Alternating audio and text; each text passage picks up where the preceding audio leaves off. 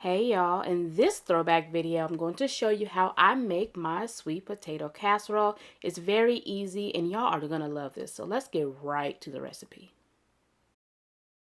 Hey y'all, it's Rosie and I'm going to show you how to make the very best sweet potato casserole ever, okay? It's really easy. Let me show you how I did it.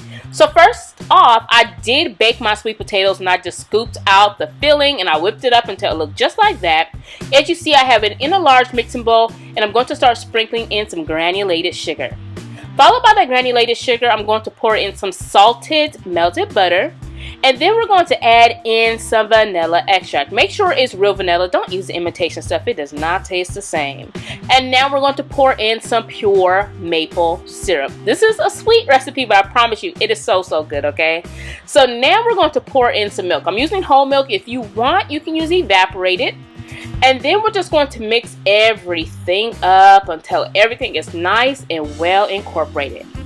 Next, we're going to sprinkle in some ground cinnamon, ground nutmeg, a little bit of ground ginger, and a dash of ground clove. And then we're going to actually add in our eggs, okay? So once the eggs and all the spices are in there, we're going to mix it up and we want to make sure everything is well combined. Then we'll toss this bowl to the side. And now we're going to work on our topping, okay? So you'll need some brown sugar. You'll also need some granulated sugar. If you are on a diet, this is not the recipe for you, just FYI, okay? And now we're going to add in some all-purpose flour. So once that flour is in there, or all three of those ingredients really, we're just going to take a fork or pastry cutter and make sure everything is well combined. I actually like using the fork. And now we're going to start adding in some cold butter, okay? So once the butter is in there, we're going to add a little bit of cold water. And you're going to mix everything with that fork until it looks just like this, nice and crumbly, okay?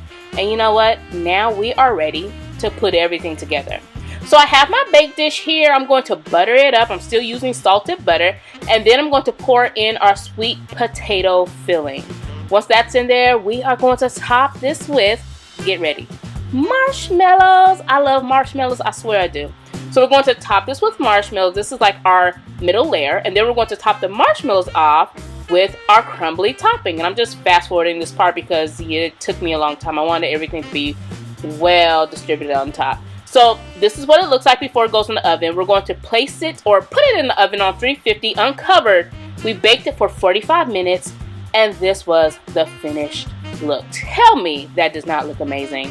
I promise you it tastes better than it looks, okay? So I'm not going to leave you hanging by just showing you the outside. I got to show you the inside too.